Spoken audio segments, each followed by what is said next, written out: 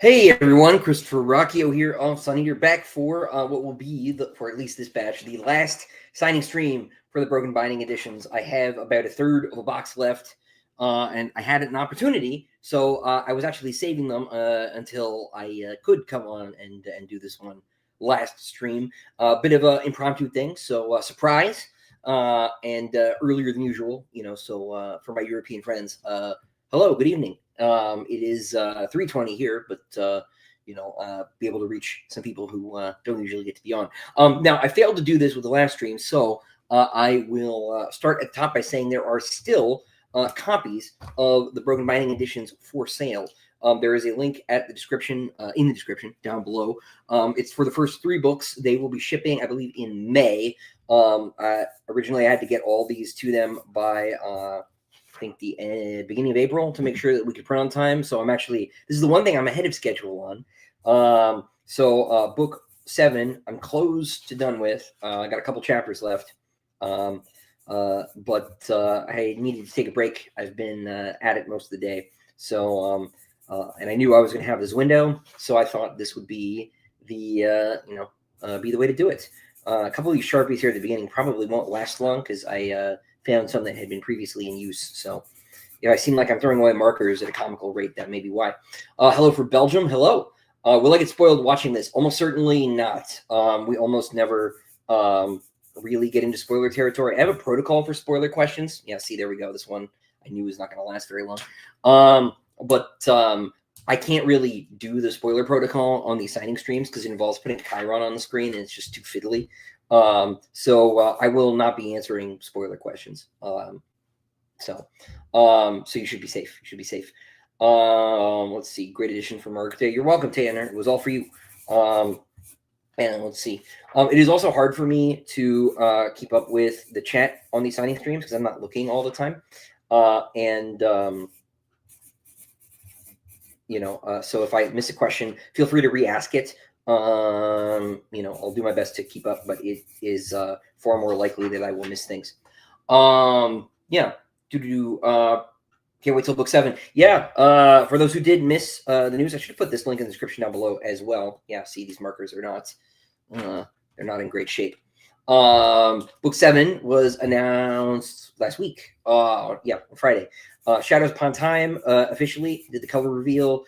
Will be on sale November 18th. You can pre-order it now. If you want to pre-order a signed copy, you can do so at quailridgebooks.com. Just make sure you fill out the comment section during checkout and say, hey, I would like Christopher to sign my book. Can you please do that? They will hold the book for you, which means that you probably won't have it on release day. I will try to go in early when the books arrive to sign everything, but we had hundreds last time, and it took me a couple of visits to knock them all out, just because when I went in for my signing, it was late and we had the event, and I just signed books for the event, and it just wasn't time. So, be advised that you probably won't have your book signed on release day. So you should get the ebook too. I'm kidding. Congrats on the new future baby. No, present baby. Baby's here. Baby is here. I'm currently alone in the house, which is why I am doing the stream now and trying to sign what was left of these pages. Baby's here. Everybody is good. Everybody is good. Thank you. Let's see. Did I enjoy the snow we got in Raleigh? Yes, it was really nice. My older daughter, not so much. Not so sure about it. There's a reason the word for new in Latin is also the word for strange. So, she was not here for it. It took her until it was almost all melted, like 2-3 days later, to warm up to it. Favorite 3 cover artists, like of all time, I don't know. Because invariably I will forget someone. Alan Lee is way up there. Is my favorite Tolkien artist for sure. I like Drew Struzan a lot. The Star Wars covers were a big sort of influence on me as a kid. It's hard to argue with Michael Whalen, obviously. So those are probably the 3 I'd pick. But obviously I'm partial to my own artists. Delay on the audio for book 7. if there is one, it won't be planned, right? I think of the 6, I think only 2 audiobooks have come out on the same day so far, which is not great. That's partly just because man, these markers are dropping like flies. Partly just because of production slowdowns and like even on my end, right? So we'll see, but the goal is to have it out on the same day. I have very little control over that, and I get very little information about that. So love the chat with Tutor Ramble. Yeah, I love those guys. That was really fun. Really, really fun. I actually recorded that like the day before my daughter was born, so we just barely made it. Trying to squeeze in all these things. There was another one I had lined up for the day of, and that didn't happen. Just finished reading Phoenix on the Sword. Loved it. Thanks for recommending, Howard. Yeah, man, favorite, one of my favorite Conan stories. My all-time favorite Conan story is Tower of the Elephant. It is just tremendous. I really like The God in the Bowl, which is sort of not most people's first choice, but it's like a murder mystery, and like Conan is trying to, he's like Detective Conan. And that appeals to me. It maybe isn't the strongest story, but I like how different it is. Black Colossus is amazing. Yeah, no, Conan, like people's external impression of those stories, I say this all the time, right, is very different than the reality. The perception is that Conan is this big dumb lunk running around hitting things with a sword, and that the stories are like, pulpy nonsense, shallow, and they are pulpy, but they're not nonsense. And I can't recommend them highly enough. It is a tragedy that he died at 30. And by died, I mean shot himself. Do I expect to do a signing event in Raleigh when Book 7 releases? Yes. Yeah, there will be one, 100%. We'll talk more about that when it's like more official, but we've already agreed to do it. So, we being the bookstore and me. To probe on that spoiler thing a bit more, how do I navigate spoiler, non-spoiler stuff? Well, I read the question usually before I read it out loud for starters, but I have a Chiron I put on the screen. I'll show it once here and then get back to signing. I have this, and I'll put it on the screen, and I'll warn everybody to mute themselves if they don't want to be spoiled about X, and then I'll take the thingy away when we're done talking about the spoiler question. And I also handle spoiler questions a lot faster. I'm just not doing that right now because I need, to sign things. So, will there be an e-arc for Book 7 with Book 6? No, that was a Bane Books thing, and DAW does not do them that way. Now, there is going to be a standard promotional e-arc, right? If you are a member of NetGalley, you can apply to get an e-arc through NetGalley. That's a service for critics and book bloggers and things like that. And you can apply. The publisher has to approve whether or not you get one. It is free, but the paid e-arc program is unique to Bane. No other publisher, to my knowledge, in the world does that. So that won't be happening. It's the price we pay for hardcovers being the same height, and with the same publisher again. Great book cover, by the way. Thank you. Will the art from Broken Binding and other special editions ever be available as desktop or mobile wallpapers? That's up to the publishers. I don't know. Now, with regard to the Diamond Edition, yes. Since I sort of am the publisher, between me and Steve, really. They will be available. Book 1 obviously just came out, and like our rule has been that this stuff is going to be exclusive to the backers first, right? But now that Book 1 is out, I think we can get those things sort of more out there. It can't be a priority right now because it's just me, right? And Book 7 is late, which is to say that it is already being edited, and I have not finished it yet. Dave is, I think, at about the 40% mark. He's catching up with me. So I'm racing Dave. Similar sort of thing here. Tassos asked about the Howling Dark Diamond edition. The update is that the art is still in development, but Steve and I are not putting up for pre-order because I don't have time to promote it right now because I have to finish Book 7. So it's on the to-do list once we get into the editing phase, because editing demands my time a little bit differently than it's not that it's less work. In a lot of ways, it's more work, but I need to be in the chair less time and less sort of contiguous time. Writing, basically, I have to sit down in the morning, and like if I get up and I'm gone for more than 30 minutes, I'm probably done. it's really hard for me to go back. And with the kids, that is really taxing. It's very hard for me to have a good writing day. Now, I had my best writing day on the entire book yesterday. I wrote 3,700 words, and that was amazing. But we had sort of family helping yesterday. My mother and my mother-in-law and one of my cousins are sort of helping with the kids so that this can get done, because they know that I'm sort of stuck, right? And so that's been great. So the Diamond Edition is like on the to-do list for once this is over. Steve and I want to do a video. We got to get the cover reveal rolling. And the cover isn't 100% finalized. The art is, but some of the lettering we might tweak a little bit. I don't think people will mind if the text isn't 100% final in a cover reveal. However, that's one of the things that's been sort of holding us back. That and the fact that just the art isn't done. James owes us 5 pieces. John owes us 4. And they've both been very busy. A lot of other demands on their time and stuff. So, yeah. Bad Done Well says, Christopher, finished book of The New Sun. One of the best things I ever read. How would you adapt it if you were tasked to bring it to the big screen as a screenwriter? So I'm not a screenwriter, so I want to make it clear that in answering this question, I am in part answering from ignorance.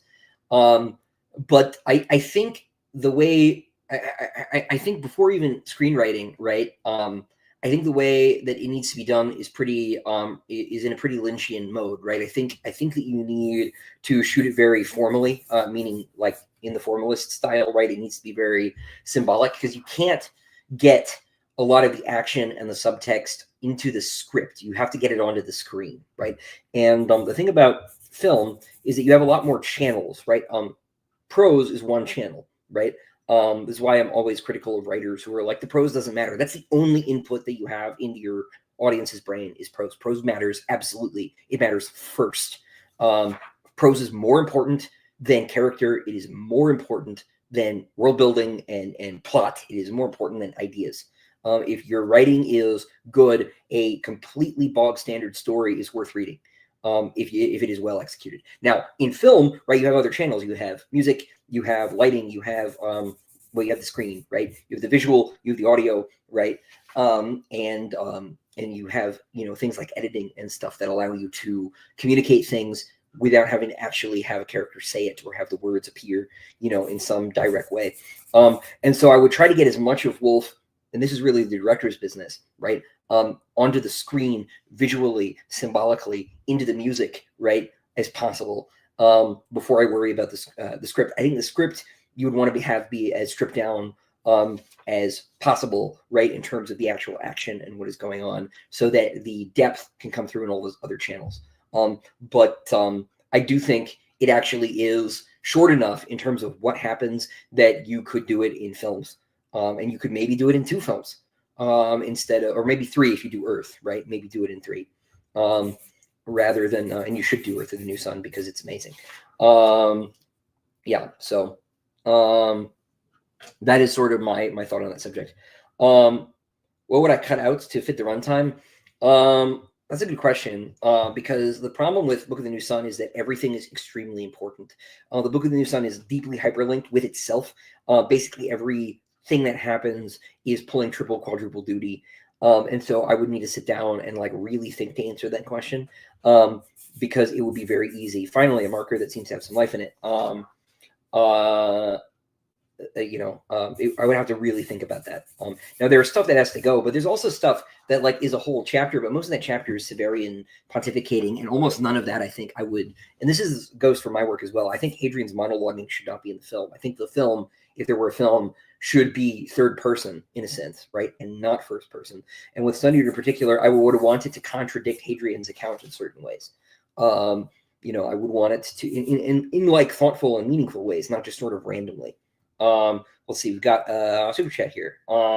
Fat J, thank you. Congrats on your second child. Thank you very much. As an author, do I have a lower opinion of people who listen to audiobooks, or does it not matter to you? Of course I have a lower opinion of people who listen to audiobooks because I'm one of them, and I hate myself like everybody. But joking aside, no, audiobooks I think are perfectly licit and valid and wonderful. Most of my fiction reading, if not all of it, is done by audio. And then it's basically been true my whole life. I got the Lord of the Rings Robert Inglis recordings on CD when I was a kid, and I like wore those discs out. When I say I've read Lord of the Rings like 100 plus times in my life, I'm not exaggerating, but I've also read it probably 3 times. There were years of my life where I didn't listen to music. I listened to that audiobook because it was the only one I physically owned. This was, before Audible. Yeah, no, I love audiobooks. I think they're great. Thank you for the super chat. I gotta catch up with the chat here. Sorry, I'm gonna skip some questions. Super excited for the omnibus and novellas and short stories. Any update? No. It'll come after book 7. It's really hard for me to look past book 7 right now. Book 7 is so sort of all-consuming. The only other thing I've really been keeping up with is these signatures. I haven't really been doing anything else. Even my poor Patreon patrons, I haven't been able to do writing updates because that takes like 30 minutes of my very limited right now writing time. And with the baby, I need to write. So I saw someone say earlier, and this is an important question because we're signing them right now. Yes, Broken Binding is doing the entire series. 4 and 5 will come out later this year. 6 and 7 will come out next year. And they're doing 8,000 sets. So this happens sometimes. This one has been stepped on in the factory. So we're going to just eat that one. It's very normal, but it is always a surprise. We'll get it later. Demon and White would need a Star Wars sequel budget to work. My personal preference with Sun Eater, it would be for it to be animated. I know that's a smaller market, but I don't care. It's a bigger market than I have now, and I don't need to be, I don't need to be the wealthiest writer in human history. I just need to feed my family, right? So, Patrick, I'm working on it. Patrick. I'm signing as fast as I can. Got me in the mines over here. Brandon stepping to court to testify. Well, I hope it goes well. Why should Gandalf have been resurrected and not stay dead in Moria? Well, he was. I'm sorry, I don't understand the question, Brandon. Or is this? Wait, is this a reference to George Martin, who said he should have stayed dead? George Martin said that because George Martin isn't Tolkien, and he doesn't have the same worldview as Tolkien. And I tend to agree with Tolkien's as a fellow Catholic. So, of course, George Martin thinks he should stay dead. George Martin thinks everybody should stay dead except Jon Snow, who should come back for no reason. So, that's obviously not George's fault, as far as I can tell, right? Like I don't know if the book's ending is different than the show's, but John's coming back from the dead is pointless, as far as I can tell. It's very frustrating to me. Have I read any manga or watched any anime? Of course I have. I was like a 4Kids kid. No, absolutely. I don't even know where to begin. Angry Fan from Poland were the only first 2 volumes. Yes, Kurt, I have no control over that or over the covers. They just didn't continue the series, which I'm very sorry about. My best friend is Polish, and he gives me some grief about this. Because of course my book is better in Polish. He tells me. Have I watched Freyren? I have not seen Freyren. I've not been keeping up lately. With with the times, let's say. What is the last thing I watched? I don't even know. That's not true. The one thing I do keep up with is Berserk. I did catch up. I was like 10 chapters behind. I've actually been pretty impressed with the continuation that Mori-sama has been doing. I think it's been good. But I really actually enjoyed the last couple of chapters with the Kushan.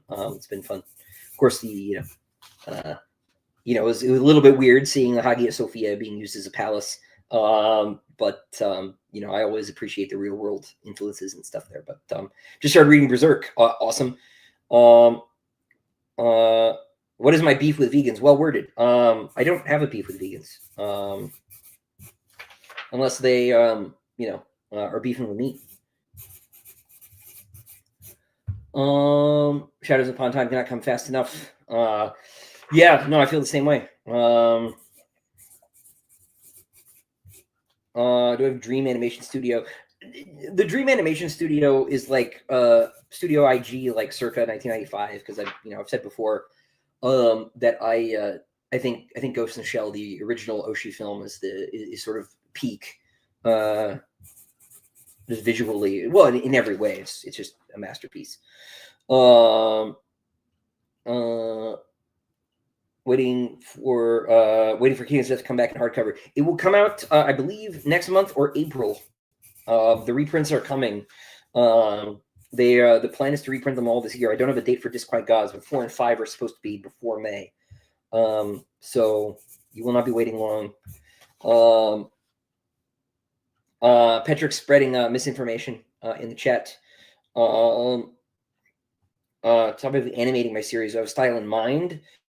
Mobius inspired, yeah, that'd be very cool. But no, I'm a 90s anime kid at the end of the day, and something sort of in that vein, in the vein of the Oshii Ghost in the Shell. This sort of Oshii in a lot of ways is my ideal director, but that's sort of it's a very presumptuous thing to say, right? But that's just the dream. I'm a huge AI nerd.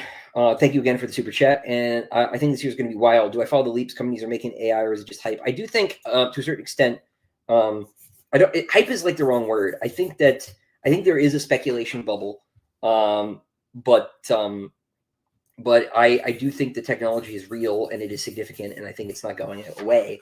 Do I follow it? No. I have very little interest in it.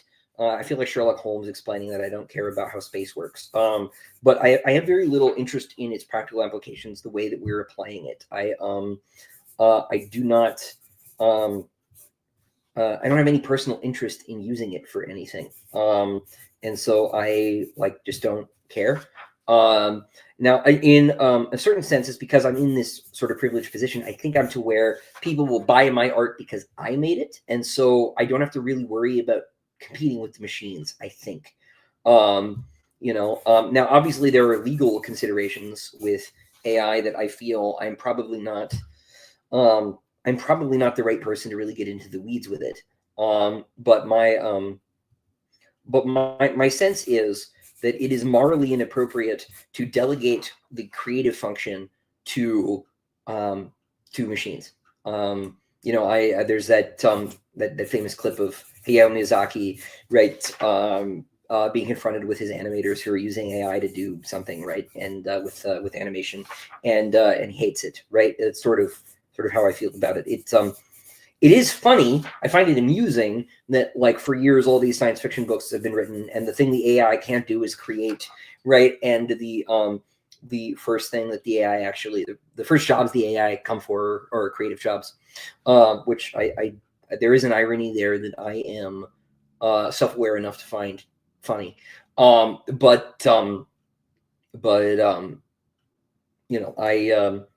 doesn't. I don't say it doesn't matter, because it does matter a lot, but it does not consume my attention very much. It's probably the right way to say it. Albert, you got your cards. Awesome. Note about the Patreon cards. I do know that there was a very high incidence of repeats this second round, because the pool of cards is very small and the way we weighted them was not ideal, and there were things that Jenna and I could have done better to improve the polls, and we're going to do that, because I am sorry that some people got 2 out of 3 same cards. So we're gonna fix it. But I'm glad you got yours. How old am I? I am 31. It stops really mattering after a certain point, and then it starts to matter again. But I'm almost 32. Do I have a favorite historical figure? Jesus. No, I mean, that's the correct answer, right? But I have a deep affection for the Emperor Justinian, because he's also not tall. But Justinian's pretty cool. I like Alexander. It's a cliche answer, but like who doesn't? But I also really like Lord Byron, because he's such a goober. Will I write a book with vampires? And never say never. Never say never. What is something that surprised you about going full time as a writer? Anything you missed from when it was just a hobby? Not about writing when it was just a hobby. Writing is way better now, right? But what I miss is having work friends. Now, I do have like writer friends and people in publishing that I'm friends with, right? But they're like all in other states. What I really miss is I waited tables for 7 years, and I really miss having regular customers, right? And having my friends right in the restaurant. I miss the I hated it at the time, right? My parents, if they're watching, will laugh at me because like you just complained constantly about how aggressive everybody was. But like I was too, right? Like it was. I mean, like the restaurant industry is very intense, right? Even like not at like the high like competitive artsy level, right? I was just at a normal, normal Italian place. I worked at Casa Carbone in Raleigh, which highly recommend. But but I miss the I miss the atmosphere. I miss the I also miss food. I miss working around food. I really love. Maybe I love the idea of working in a restaurant more than I loved the reality at the time. But I do miss that. What software do I use to write my books? Word. I'm not a Scrivener guy. I'm not a not a frills guy, right? I just do the thing. I do think like I do think a lot of that is not strictly necessary, right? If it helps you, that's awesome, right? But yeah, I would I just use Word. For the longest time I used Open Office because I refused to pay for Word, but Open Office their autosave backup was not very good, and I kept losing drafts and having the worst day of my life over and over. And my wife got mad at me, so I had to get Word. Do I listen to music when I write? Yes, mostly video game soundtracks. I can't listen to anything with words. People may know this, but I'm a big classic heavy metal fan, and I can't listen to that and write. It's just not possible. Big Diocletian Constantine fan. Diocletian, I have some complicated feelings about. He is awesome, right? He's also terrible. But he did retire to go become Cabbage Man, and that is pretty epic. Constantine is pretty great. The whole Tetrarchy period of the Empire is really, really fertile ground. It's not been touched by spec-fic writers nearly to the extent that it could be, which is not me teasing anything. I'm not saying that I'm doing a Diocletian book, but the thought has occurred to me in the past. In my opinion, what is the great American novel? Man, I don't really know, because the problem with America, right? We'll just clip that, right? Is that there are like lots of Americas, right? In a way that's like not true really of like France, say. Now there's more than one France within France, right? But America is so laminated and right, as a propositional nation, right? As a nation that does not have really a sort of shared history because everybody came from everywhere, right? That it's really hard to sort of pick any one, right? I think if you want to give like a more canonical answer, you need to look to like earlier writers, because that's sort of closer to the sort of like Platonic America, the America of the founding, which is not the America of today, right? Much like the French have several republics, we've kind of been through several phases. It's just a little subtler over here. Yeah, I'm not going to be able to give you a solid answer on that front. I want to, say that it's like, man, I don't know. I don't know. Yeah. Sorry, but it's hard for me to choose any one thing. Favorite cuisine, Italian, obviously. But I really enjoy Indian food. I really enjoy Japanese food. And I really enjoy French food as well. I will say, because Albert is here, I think the British get a bad rap. People forget that the British have been rationing food for decades in the middle of the last century, and a lot of people forgot how to make food. That's not their fault. That's hard. You have a similar sort of problem in the American South after the Civil War. A lot of the culinary traditions collapsed because of supply issues. So everybody leave the Brits alone. But but yeah, no. I am. I ultimately must be true to my roots and say Italian. Most of what I make is Italian. That's like the one thing that sort of left to me as a Anglophonic monoglot from my Italian heritage is making food. That and the Catholicism. What stuff do I usually cut out when you're editing books? Rambling. Do I cut out entire scenes? Usually it's just, it's usually just like sentences, paragraphs. There may be a chapter here or there that's been cut completely, but that's a lot harder. That's like removing an organ than it is like liposuction. Yeah. How do I get into headspace to write Hadrian philosophically is difficult. I've done it so much at this point, it's really second nature. I need a little time to get into writing mode, but that sort of has been the same experience writing Hadrian or writing a short story or even like writing the couple Adamant things. It's been like I need like 45 minutes sitting here to really spin up, which is really the hardest thing about having kids is that it takes me a long time to get there. Once I'm there, I can sustain that reaction until I'm taken away for a period of time. And then getting back, I have the same problem, but it's like worse later in the day. I find too, it's a lot harder for me to get back and do it like if I've eaten. So the morning is really, really, really my time. I use, do I format my drafts in any way? I use sort of standard old-fashioned manuscript format. I do use Times New Roman instead of something like Courier. I think Courier is formally manuscript formats font, but Courier sucks. So I use Times New Roman, but I just do double-spaced 12-point font, 1-inch margins, and half-inch indents on paragraphs. And I use the number sign, pound sign, the hashtag for line breaks so that the people who are formatting my books later, typesetters, know where to put the line breaks. The dichotomy of Diocletian is what makes him awesome. It is in his name. It is in his name. Do I cook a lot? Not anymore. I don't think I've made like a couple of meals in the last like couple of months between being late on the book and my wife being very pregnant and the baby.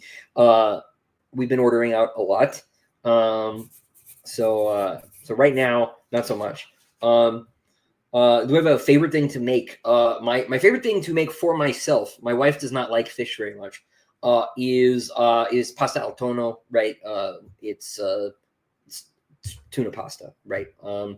But I love it, right? It's anchovies and chili and garlic in oil, tomatoes. I use cherry tomatoes, not canned for this, fresh tomatoes. Basil if I have it, parsley if I don't. And then I get the sort of higher end canned tuna, drop that in. It's great. It's like 15 minutes, very, very easy, but for the amount of effort you put in, it's awesome. But the great American novel is obviously Shadows Upon Time. That's right. That's right. The Problem with America by me. Yeah, give it time. That's the prequel series. Just kidding. I'm not ever writing that. Best French Republic is the first empire. Yes, of course, Albert. Am I going to expand the on the Tavrosi clan tattoos in the future, or is it one of those things that's compelling by virtue of being mysterious? I think it's one of those things that's not strictly like necessary to elaborate on.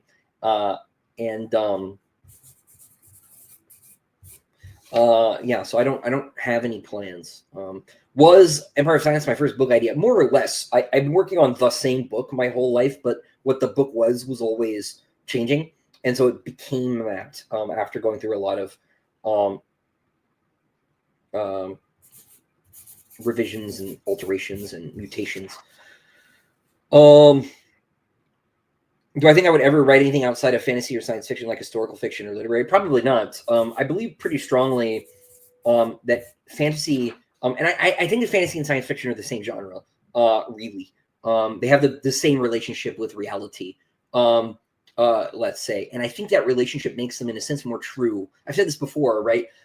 There's a story about Tolkien, right, going to see Macbeth, right? And when Bird Wood comes to Dunsane Hill, young Tolkien is like, it would be way cooler if it was actually the trees, right?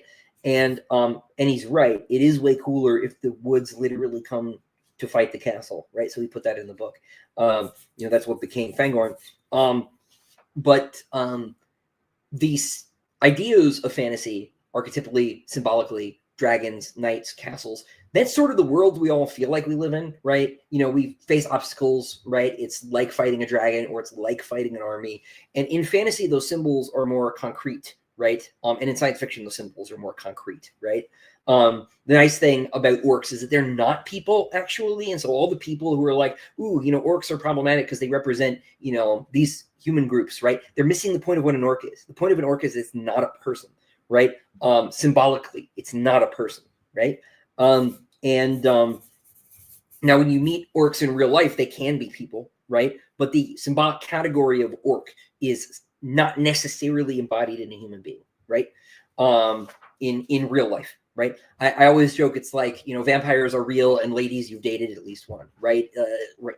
Like, fantasy makes that sort of way of relating to reality concrete and on the page. And that is a lot more interesting. It's a lot more interesting to fight a real dragon than it is to fight Francis Dolarhyde, right? And I love Thomas Harris, right? But it would be cooler if the serial killer were really a dragon, right? I'm watching Twin Peaks right now, and I think part of the appeal to that is the killer is actually a demon, right? This is, I think, why like something like Dark Shadows was successful in its day. It's like, oh, this normal soap opera became about vampires like 3 seasons in. Surprise. Probably not in the original plan either, right? But I don't know if it was or not. But so no, I think that fantasy and science fiction are more real and have more to say about human experience than literary fiction does. So I see no reason to ever leave.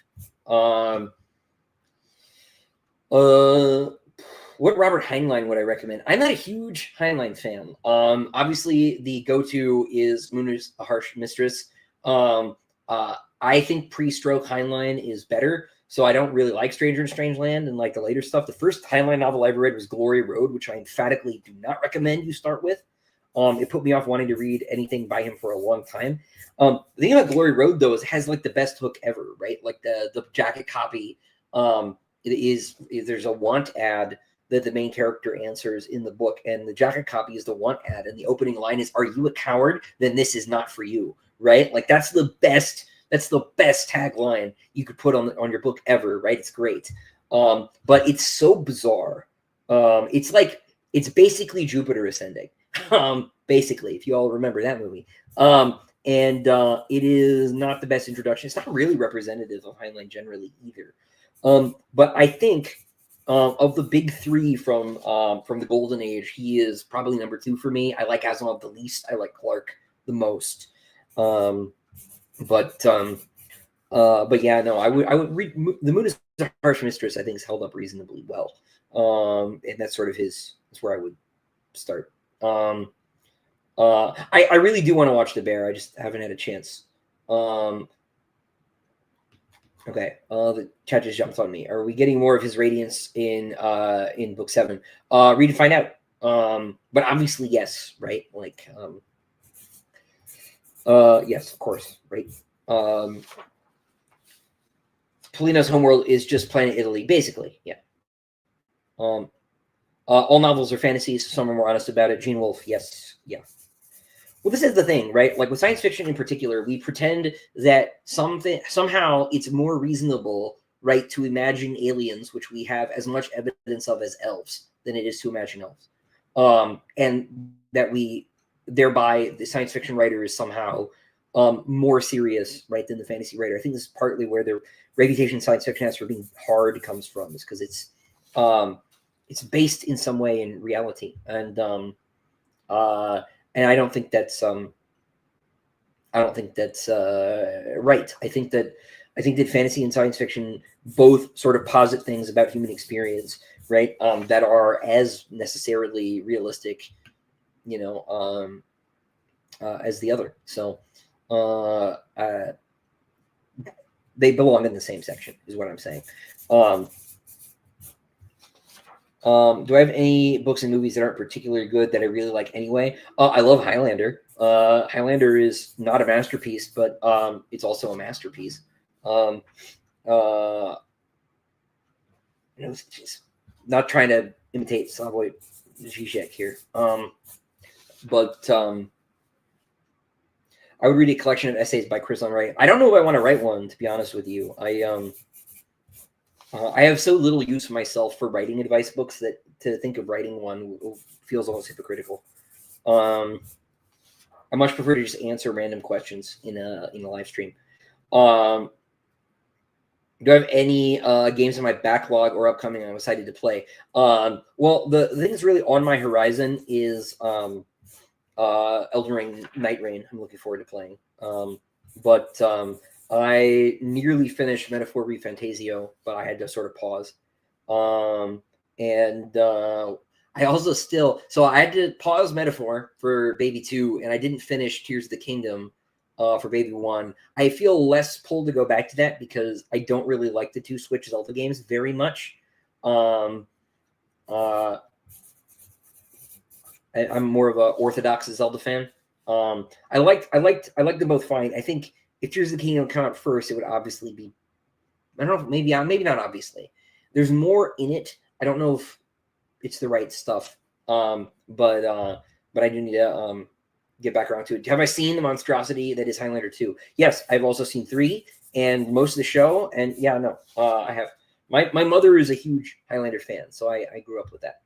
How am I liking Metaphor? I really like it. I really like it. So I really like it in terms of art direction and the actual game part of it. It's the most fun I've had playing a traditional turn-based RPG in a really, really long time. I'm less impressed with the story than some people are. I do not think it is quite as deep as like IGN's reviews would lead you to believe. But I do really, really like it. I like the characters. I like the art direction. I love the soundtrack. But I've not been super, super impressed with the story. The plot, at least. The characters are great. Especially, I really like the villain. He's awesome. But yeah, no, I want to knock that out. Have I ever listened to Alzabo Soup? I certainly have. I love Phil and Nets. I listened to all of New Sun and most of Long Sun.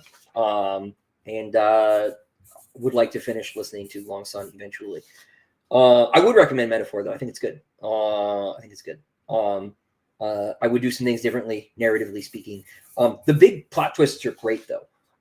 And I won't, I can't tell you why I like them so much. It would be saying too much. But anyway.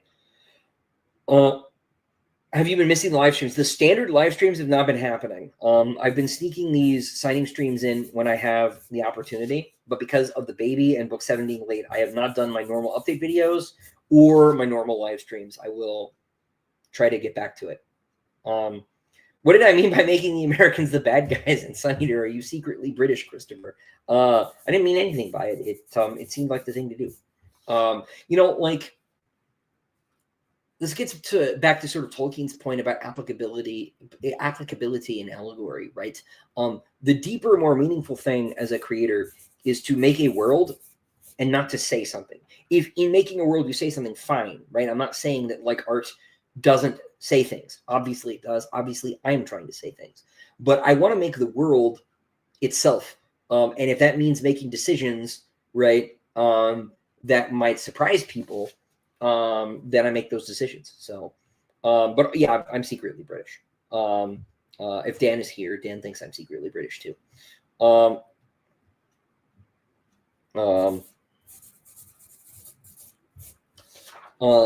But I also like try to make choices that cut against my own nature sometimes, right? To challenge myself, right? Because then you have to, if you put this is maybe something to think about in your own writing, people listening, right? Is to put your own ideas in the antagonists. That makes it sort of easier for you to complicate those characters because you sympathize with people, in some way, right? Not completely. But that's like, I'm not saying I sympathize with all my villains, obviously, right? But that is a thing that you can do. Don't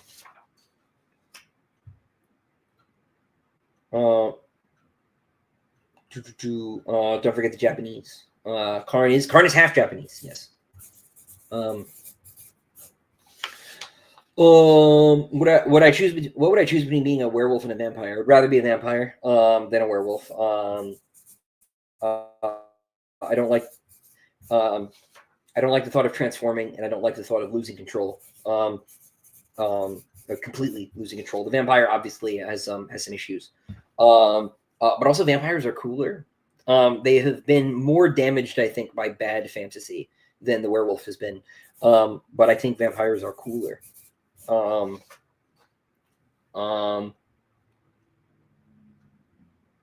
would I feel if someone did a podcast that gave Sunny Osbo soup treatment? I think it'd be awesome. And if somebody wants to do that, please let me know how I can help. Vishrud asks, have I read or am I aware of Dungeon Crawler Carl? It would be impossible to not be aware of it.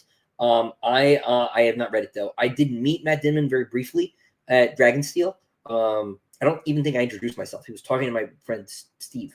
But I spoke with him very briefly. He seemed like a cool guy. But and that's definitely not the sort of thing that I am interested in reading. Meaning no disrespect. But it is not for me. Do I recommend Standalone Complex? Yeah, absolutely. As far as Ghost in the Shell goes, I like the two Oshii films. Innocence is a little bit more polarizing. I think it's great. And then the two Standalone Complex series are both great. The later stuff, you could take or leave. If you really, really like all of that, then then you can go see the newer stuff. But I would confine yourself to the two Standalone Complex series, and then the two original films. I say original, the Oshii films. They are the first films, but the original, of course, is the Shiro manga, which is also great. Very different. Have I read The Road? I've never actually read any McCarthy, which is partly why I was hesitating to give a great American novel answer, because having never read any McCarthy, I feel like I probably shouldn't answer that question. There are a couple other writers. I'm not as up on my Hemingway as I could be, for example, right? That precludes my properly answering that question, because most of what I have read is science fiction and fantasy, as far as fiction literature is concerned, because that is what really interests me. But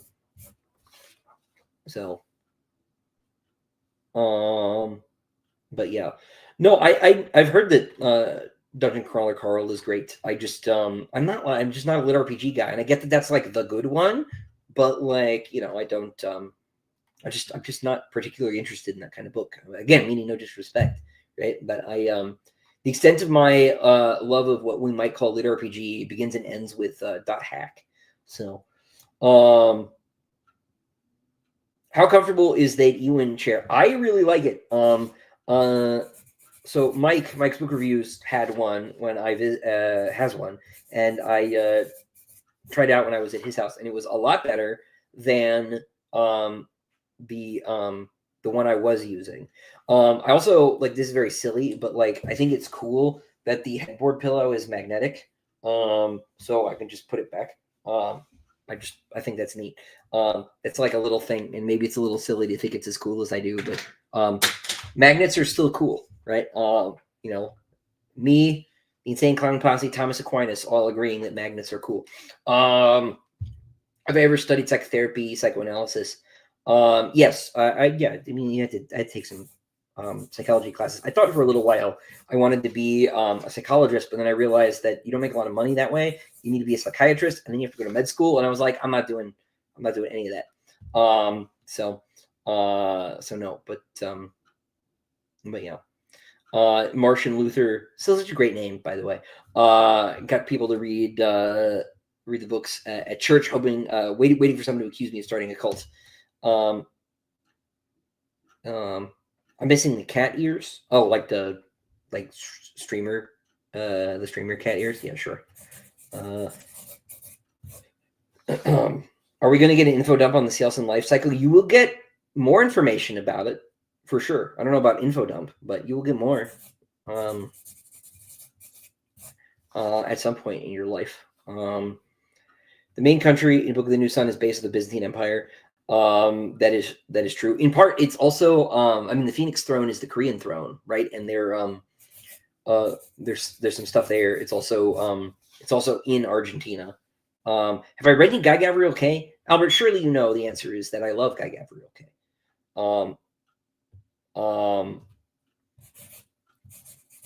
So no, I love Guy Gavriel Kay. Sailing to Sarantium is one of my favorite fantasies of all time. Those two books. Lord of Emperors is book 2, right? But it's really one book. Just a really long book.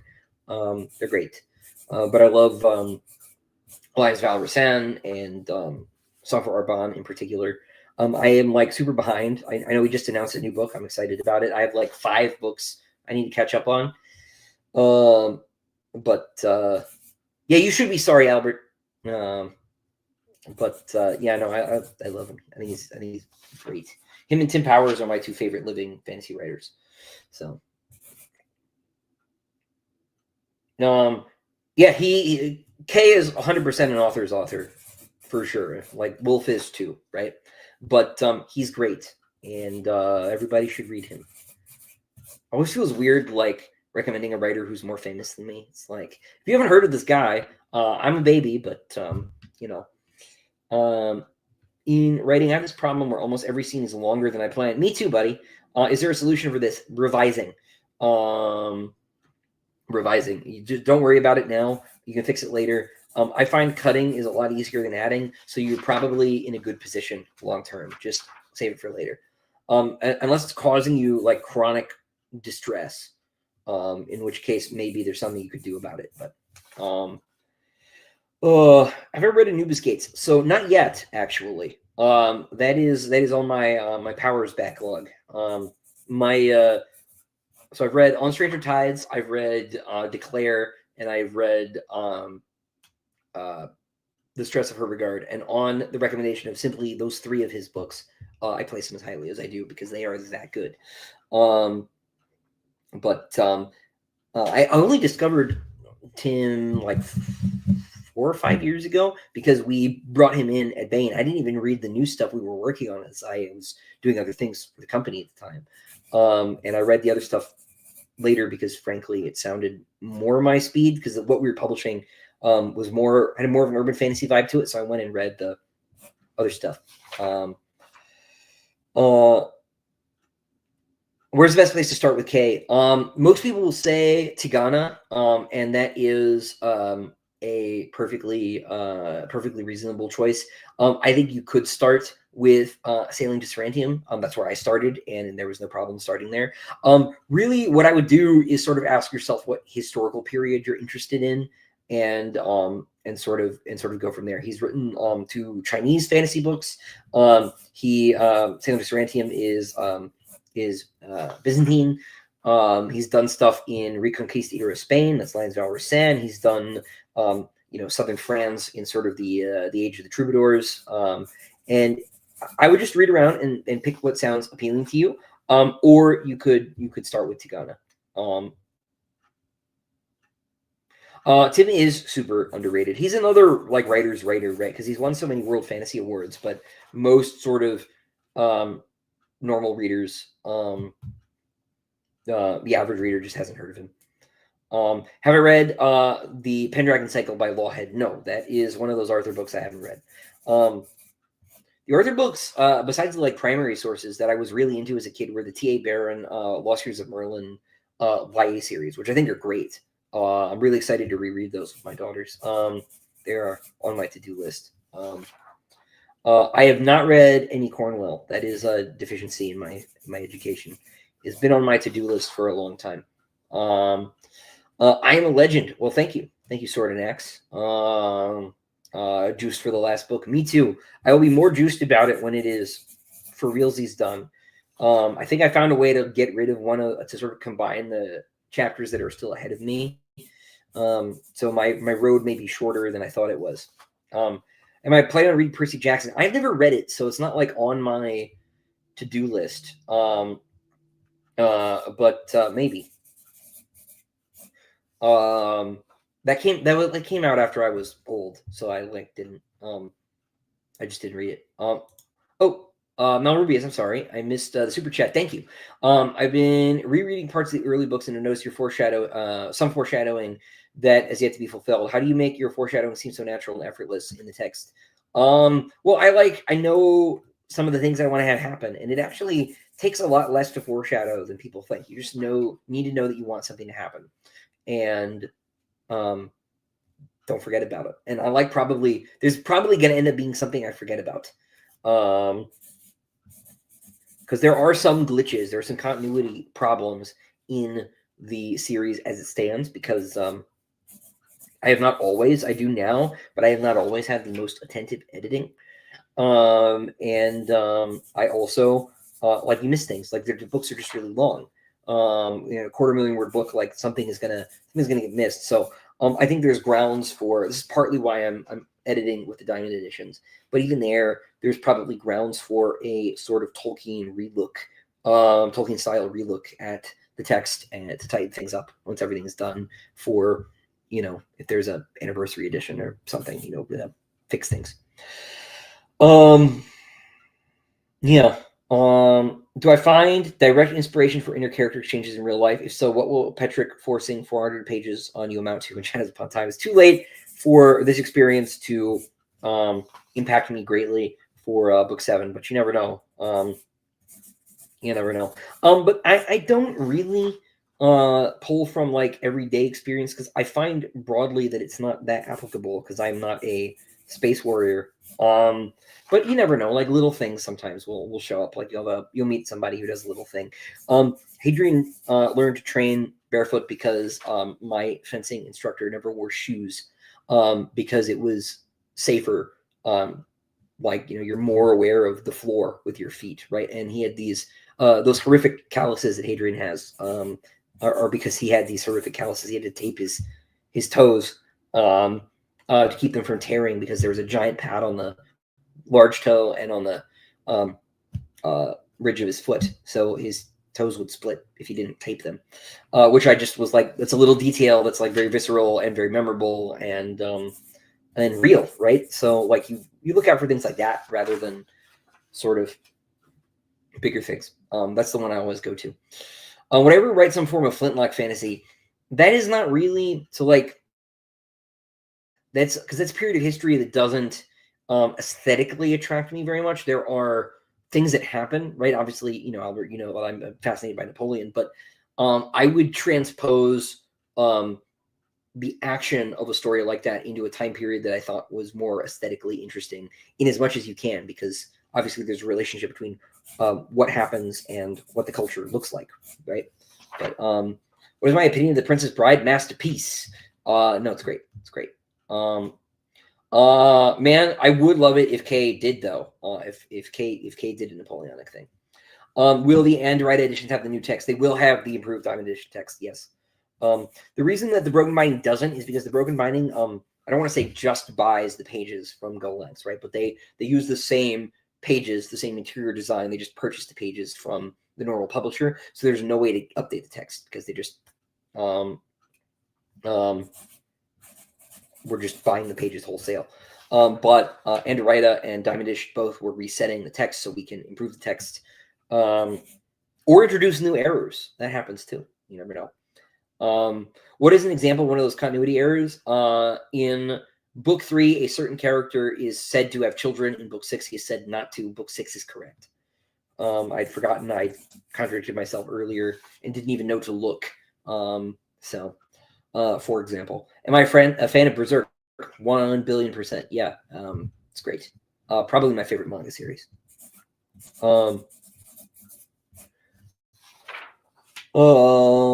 Sunny should be made into an anime because it is a beach episode. Why do you think I put one there? Will the continuity errors be fixed in the Diamond edition? To the extent that it is possible, yes. I will be fixing things now. Obviously, if there's something I don't notice, no. But like the things I'm aware of, I intend to correct. I'm also changing some things just to build continuity, kind of generally. There's that. Oh, hey, Orion. What are my thoughts on the Divine Comedy of Paradise Lost? People have been calling them Bible fan fiction. That does not give them respect. No. It's very easy for people to dismiss anything, right? And No. Uh, so obviously Dante and Milton are both geniuses, and should be treated with respect and consideration. I think the danger with these is that these stories, particularly Milton, have come to color people's impression of Christianity in general. And so a lot of people's understanding, especially of the character of Satan, comes more from Milton than it does from scripture and from tradition. And speaking as a Christian, that's troubling, right? Because um, people just don't think the right things about what we believe, including people who are Christians. Um, I remember I had an argument at at boxing class with a guy who kept telling me that the Lucifer show was deeply based on on scripture and tradition, right? So I punched him a lot because that was a stupid thing to say, and I was in a place where that was allowed. But they are great, right? The thing about Paradise Lost, obviously, right, is there's the Blake critique, right, that Milton was of the devil's party and didn't know it. I don't think that's really true either. I think the impression that Paradise Lost is very pro the devil is a meme, basically constructed by the Black Romantics in the 18th century, and that we've been sort of laboring under that delusion ever since. I do not believe that Milton is making a case for the devil. I think he steelmans a case for the devil, but I don't think he ends up on his side. Um, yeah. Do I think that Gene Wolfe is literally depicted in the Pringles logo? I want to believe. I want to believe. Obviously, he's got the mustache, but the hair is not very Gene. But I want to believe. I want to believe that's him. It makes me think about him every time I'm in the grocery store. So we got that going for us. Is there anything in Sunny that stands out as a sort of symbol for the series? Something visually distinct, getting a Celsius tattoo, but I am interested in what else might work. I don't know that so I don't feel comfortable making suggestions about what people should get as tattoos. I think a skeleton tattoo would be super cool. If that's what you feel called to do. But yeah, no, I'm sorry, I don't know. I think that is a question, Drew, that you should probably you would best answer for yourself. What you feel you should put on yourself. Um,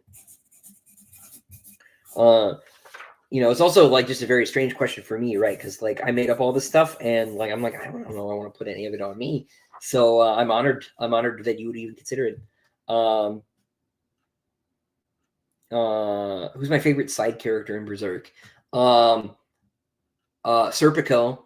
I really like Serpico. I like Casca, obviously. Let's exempt. Maybe we should exempt Casca, right? She's totally a main character, right? Um, I like Judo a lot. May he rest in peace. Um, but I also really I know this is not popular, but I really like Puck, and I really like Isidro. I like the comedic relief. I think it works really well. I know there are people who really feel strongly that is not true. I like Rickard as well. Rickard's great. Um, but yeah, no. Sword and Axe, yes. Radiant Dawn is a Fire Emblem reference. Yes, that's about the last Fire Emblem game I really liked. Once the 3DS games started, I feel the franchise has gone downhill. I do like Farnese. She's been on a very interesting journey. I kind of like the current party, just sort of in general. I think they're all pretty fun, but Serpico is probably my favorite character. That's not one of the main three. Um, um, have I read Book of the Long Sun and Short Sun? I've read Long Sun. I've not read Short Sun yet. I've been sort of waiting because I've been busy. Long Sun is awesome. It is very different. As Tasso said, Short Sun is a masterpiece. I 100% believe it. I just I haven't gotten there yet. My understanding is that Short Sun really synthesizes the two. Yeah. Are hydrophobic clothes Palatine or is that more of a preference? It's probably more of a preference. But a lot of the practical stuff, like the military gear, is just hydrophobic on principle. So the best writers don't try to give answers to the audience, but instead ask questions. Good stories have a beginning and end. How do you not give answers at the end of a book? Well, you don't have to answer everything. We can give you an illustration, right? In Brothers Karamazov, right? Ivan wins basically every argument he has with Alyosha, but Alyosha is right, right? Dostoevsky is sympathetic to Alyosha's perspective, right? But he steelmans, right, the objections to his worldview as an Orthodox Christian, right, in the character of Ivan. There are people who come away from that book sympathetic to Ivan because they didn't read it closely enough, right? And it is enough to let a situation play out, right? Sympathetic to Ivan's worldview, maybe, not to necessarily him personally. Depends, right? It is enough to let a situation play out and not editorialize, because the editorializing is the role of the audience, right? This is one of the reasons why I think you actually need to separate the art from the artist, right? Not completely, because it's a product of the artist, right? But sometimes artists have to do things that they don't believe in or approve of in the text in order to communicate something, right? And it behooves us as readers, right, to take the art as it is, right? And so as the artist, then it's your responsibility to depict the situation as it is, as you see it, right? And you don't necessarily need to editorialize, right? You can, and you can do some of it, and you can also editorialize counter to your intentions sometimes as well. You have to be careful about what it is you're trying to do, right? But yeah, you should give some answers, and you should give some answers, right? But some answers are themselves questions as well, right? You don't have to just come out and say, right, the lion is Jesus, the lion is Jesus. I'm picking on C.S. Lewis. That's what I do. But it's out of love. Yeah. Sorry, that's not my best answer ever, Vishru, but would the phrase "down to earth" be deemed blasphemous? Probably not. I think that's probably anodyne enough to not be an issue. What is my opinion on the Disney Star Wars films? Is this because Kathleen Kennedy is leaving? I do not think they're very good. Let's say, and by I don't think they're very good. I think they're mostly bad. I think Rogue One is pretty good. Oh, someone said earlier, and I didn't get to answer it because I was answering another question.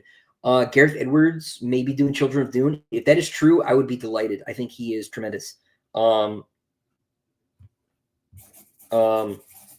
think he's great. So I did not like The Creator, but I thought it was impressive. I didn't like what it was saying. I actually didn't finish it, but like it was awesome to watch. Sort of in the Neil Blomkamp bucket of I really want to like these movies and I just can't. But I did like Rogue One. And then as far as the shows go, I think they're pretty much all bad. I'm not even that impressed with Andor. I think Andor is better. Did I get this idea from Two to Ramble? No, I've been doing this for years.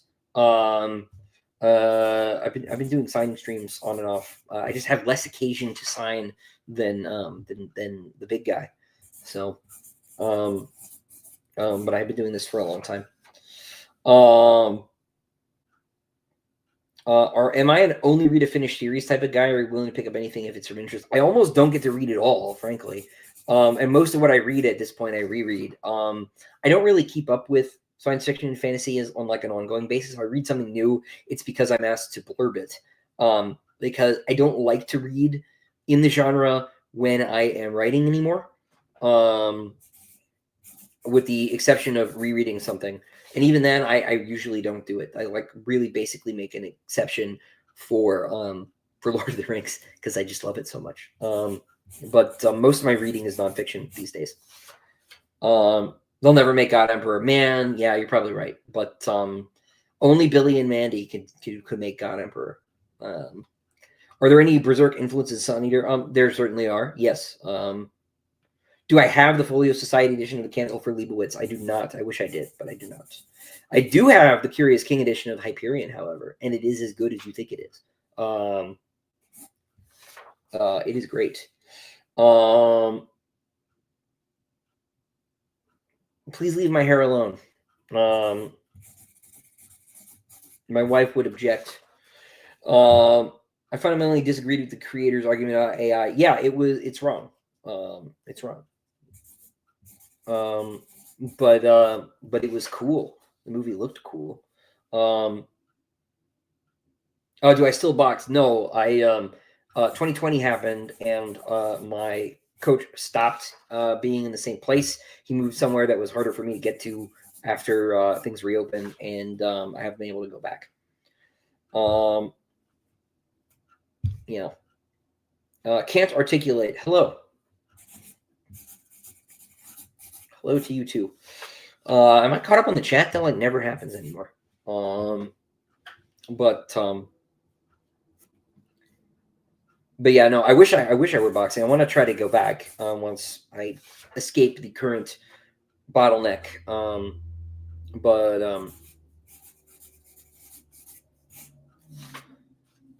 one of these days. Yeah, Rogue One is pretty great. It's a little uneven in the first like 40%. But yeah, I think basically all the shows are bad, including Mandalorian. Andor is the best one, but Andor is glacial. It is longer than the original trilogy, and it says markedly less. Hoping season 2 will be an improvement. That's the only one I'm going to keep up with at this point. Unless there's like a major the mood changes tremendously. But I think that like broadly streaming has been bad for art. There maybe are some exceptions, but I think mostly it's been a disaster. Who are some good authors to read if you want to get better at prose? Lois Bujold, I think is very great. She's very understated, which I think is important, because you think frequently that like you should read writers who are very, what we would say, high style, right, in rhetorical studies. Writers like Gene Wolfe, right, or older writers. What you should really read if you want to improve your prose is poetry. Poetry is like nobody reads that anymore, but you like 100% should. And you should read poetry that was written like before World War I, specifically, because that gives you a deeper appreciation for the rhythm of the language. And languages have rhythm even if you're writing in prose.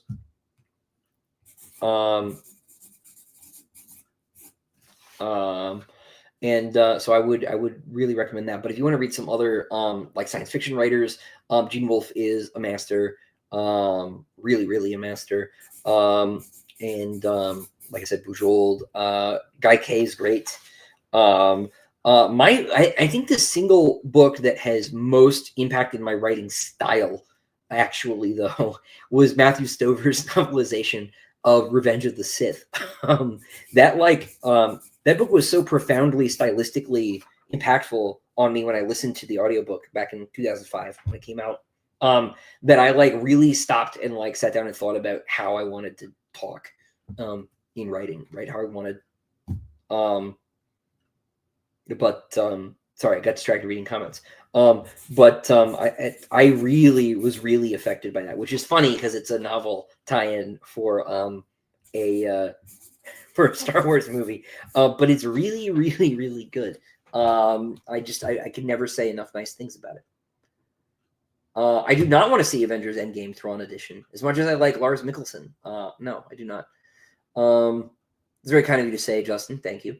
How was the sleeping schedule? Hey man, what's up? Sleeping actually has been okay. Since we have the larger child, I have taken the role of the person who gets 5 contiguous hours of sleep every night so that I can take care of the other kid. So I've been sleeping on the couch and making sure number one is taken care of. Do I ever make myself emotional when I write moments? No. No. I have a pretty distanced relationship with what's happening on the page when I am when I'm working.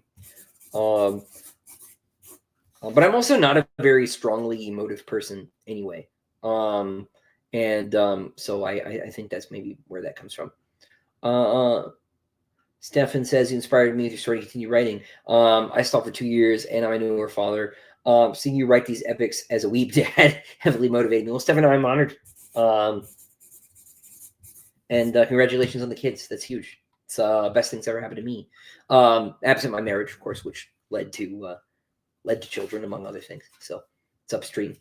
I'm rereading, looking forward to Disquiet Gods, what I call the Fate at the End of Time section.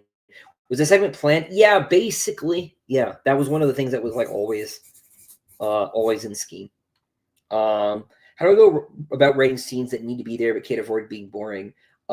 Man, it's hard. I really, the scenes I struggle most in writing are meetings, because they're like always about logistics. Because what they really are about, right, is making everything else that happens make sense, and that's just not pleasant. And mostly you just have to do it. Most of the new Star Wars shows, not that they could lose 3 episodes, they need to lose them all, and they need to completely rethink them. They need to rethink the format, these little 30-minute episodes, 8-episode seasons. Like, it's just not worth doing things that way. Right? Either do, like, at least 10 full-length episodes, or make a movie. It's crazy. And it is crazy that, like, they all look like they're made inside of a shoebox, because they are. I don't think the volume is very impressive. I think it's a cost-saving measure. That's why Andor is the best one, because it was not filmed in the volume, and you can tell. But I'm a huge enemy of the volume. No, thank you.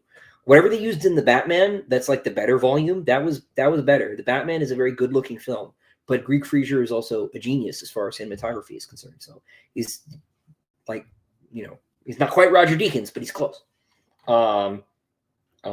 End rant. About my future books, fantasy books. How big do you want to write? I don't know about pages. Pages are like, it depends on like how you format the book, right? I want to not exceed 200,000 words. This book is like 430,000 in the first draft. That is too long. It is not. It has not been fun for me to write something this big. I have not enjoyed it. It needs to be, and I'm trying to do it right. But it has not been a pleasant experience for me because of just how big it is. I do not know that I want to keep writing these 400,000 word books. That's, I think, too much. How do I think Berserk should end? Well, I don't know how it should end. But I could think of a few things. I still feel like there's something we're missing, right? As far as where it's going, and as I think a lot about Miura's last panel and Griffith weeping, and what that means. I have a lot of thoughts about it. I don't want to like get too far into it, in part because those are all spoiler questions, right? But I wouldn't be surprised if it's not. Obviously, there's going to be a giant fight, right? And I think that'll be really cool. Although less meaningful now that it's not the man himself, right? Because while I think that his team and Mori have been doing a really good job finishing things, the reason to watch like a big fight in a manga is because of the character, the individual artist, and I think they are performing. I don't want to say close to his level. I think that the continuity is broadly there. I think it feels contiguous, right? Like, but they're not. But they're not the man himself, right? And so I don't want to see anything that's too self-indulgent, like a gigantic multi-volume fight, right? But I do want to see a big fight, and I want it to be cool. I just don't want it to be, DBZ levels of indulgent. But I suspect. Oops, hit the microphone. I suspect, as far as the sort of moral dimension of the story, I think we might be surprised. Do I think streaming is a bad idea in the way it's structured, since many things are released at once? Yeah, I think that binge watching is I think it is unhealthy. Basically, I think it's bad for the material too. Like, it's bad for you to sit there all day watching something, right? And to like take off work to watch a show. I think that's psychologically not ideal. Like I would never do that. But the same reason that like it, I took like a weekend off to play the Elden Ring DLC, and I like felt terrible the whole time. And I felt much better when I was just playing in the evenings after I had a normal day.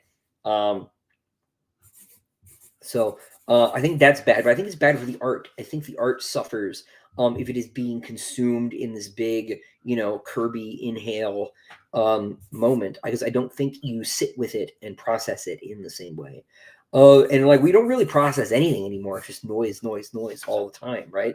You sit down at the table by yourself and you're like, I should turn my phone on. And like Lord knows, like I do that too, right? I'm not saying I'm better than anybody, but I do think like part of the joy of Game of Thrones being on TV, right, was that it was like a whole thing, and it took not just like it's not that it just unfolded over years, right? Even streaming shows unfold over years, right? Because a season will come out or it won't. But because it was taking place over weeks, like we sat with the story more and we thought about it. This is something I think that Disney Plus does better than most of the other services. HBO does it too, right? They don't do the binge thing. But I'm not a huge fan of binging things. Even when I'm watching like an old show, I might watch 2 episodes at once, right? Or if it's if they're 25-minute episodes, I might watch as many as 4, right? But I'm not gonna I'm not gonna sit and watch like 13. The last time I did that was like the first season of Daredevil, and I just felt, which is great by the way. I am tentatively optimistic about the new season. But but I literally have done it in that long. Apologies, I already answered this question. Do I know when the US hardcovers of 4, 5, and 6 are coming out? And if the UK will get a reprint? I don't have any idea about the UK at all. But 4 and 5 US edition will be in the next couple of months. 6 should be before November, but I don't have a date. Do I think listening to audiobooks and reading physical books influence your prose in different ways? Yeah, you're using different parts of your brain. And depending on who you are, you're going to get different. You're going to get more benefit from one or the other. I am deeply auditory. I never took notes in school. I just like remembered stuff. And like that was fine, it turned out. I'm not recommending people do that, but like for me, that was fine.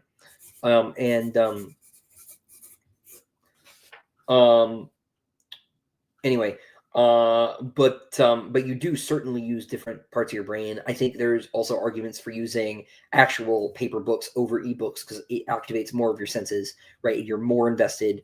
I think because you have all this haptic feedback you don't have with the e-reader. I'm not saying e-readers are wrong. I'm saying that like it is frequently useful. Like in a perfect world, I would edit entirely with actual paper and pen and ink. Realistically, there just isn't time. But having the experience of moving away from the computer and being able to flip pages and go back and forth in a more embodied way, I think is hugely beneficial. And yeah.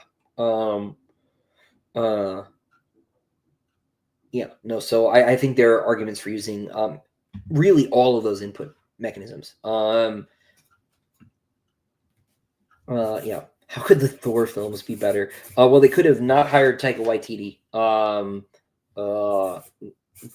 But like, I think the first one is the only one I like, and the cast is tremendous, right? We owe Kenneth Branagh for bringing us Tom Hiddleston. But I don't know, man. I kind of,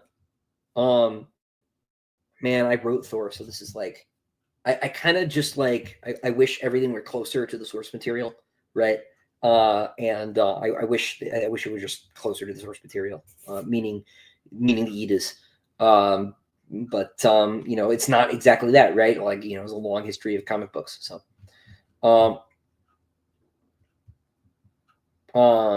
do I include negotiations in meetings, like when Hadrian's speaking to Annie Spatara? No, like one-on-one character back and forth is pretty good.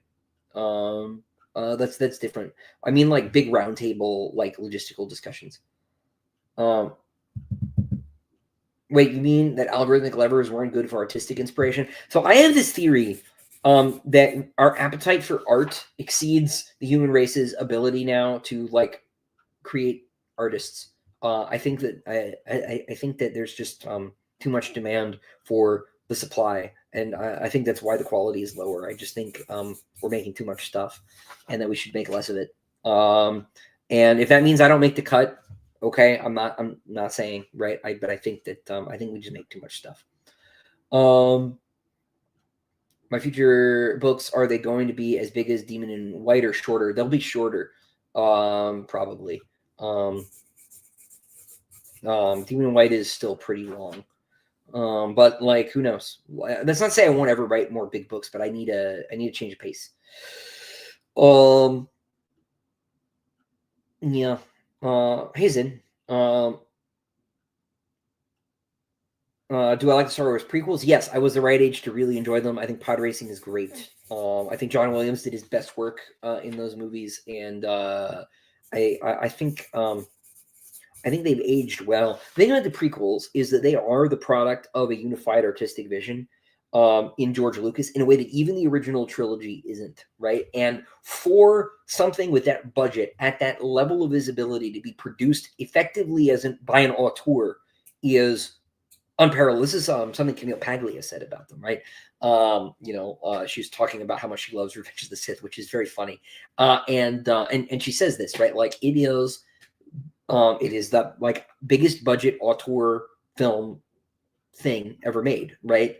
And the fact that it's not perfect is in part because it's an auteur piece, and that is maybe a good thing actually, right? There's a lot of stuff as far as like world building choices and plot choices that you just would not see in a focus tested, right? Sort of corporatized, Hollywood studio setting, and so there's something beautiful about that, I think, even when they're not perfect. No. But yes, I like the prequels. I think obviously episode 3 is the best one, but then I think it's 1, 2. I don't think that's very controversial. There are things about there are things about 2 that I like, but I like 2 the least. I like 2 the least of the 6 too, right? I think it's the worst of the real Star Wars movies. Did Hadrian name Cassandra because they kept calling him that in Ashes of Man? That was probably a factor. Yeah, Daredevil is great. I don't know if 1 or 3 is the best. It's not 2. I can tell you that, but 2 is a little bit of a misstep. I found Elektra really hard to deal with. She really bothered me. Yeah. Any news on Howling Dark Diamond Edition?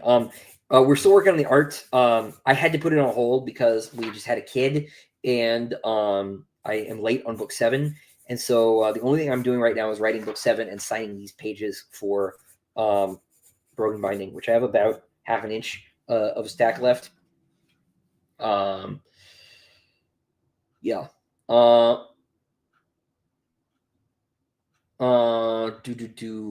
I would not want an adaptation of Sunny to be 100% book accurate because movies aren't books, and you need to make adjustments for the media if you want the media to work right in the new medium. You need to do different things. We talked about this a little bit earlier, right? You have more input channels in cinema than you do in prose. In prose, you have one channel, right? That is the text. But you have other avenues in film. You need to make adjustments for the fact that it's multidimensional.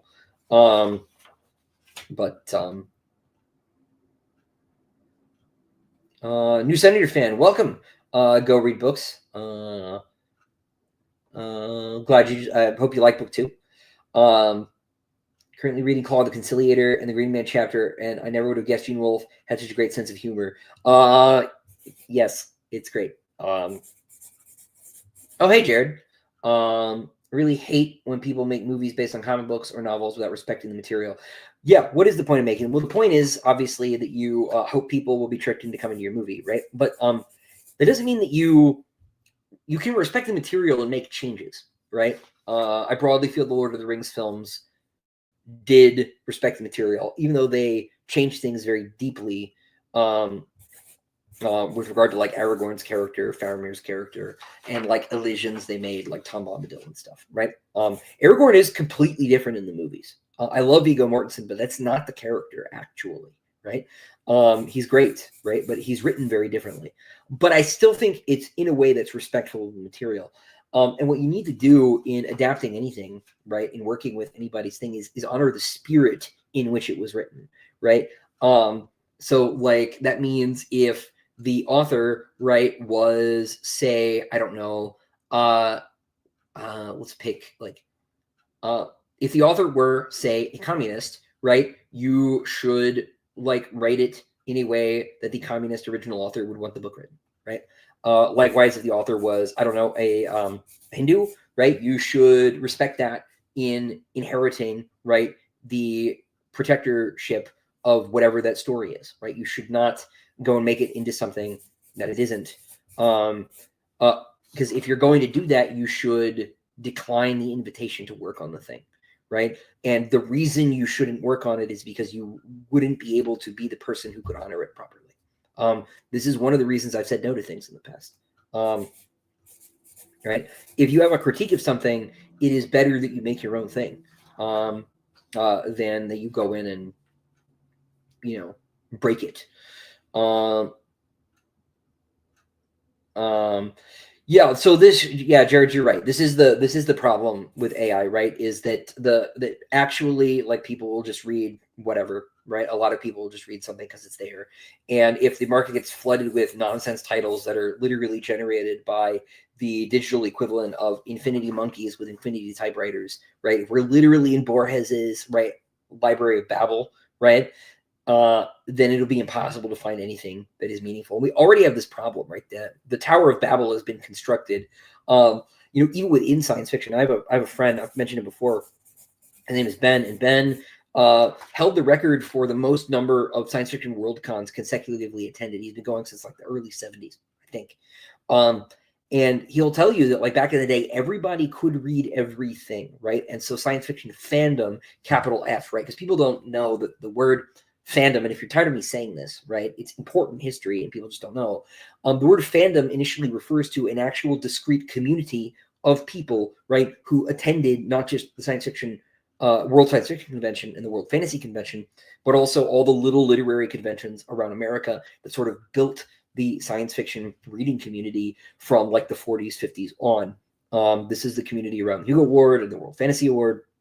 And the idea of fandom percolates out from there, right, into the general public. And it doesn't really get to the general public until the early 21st century, right?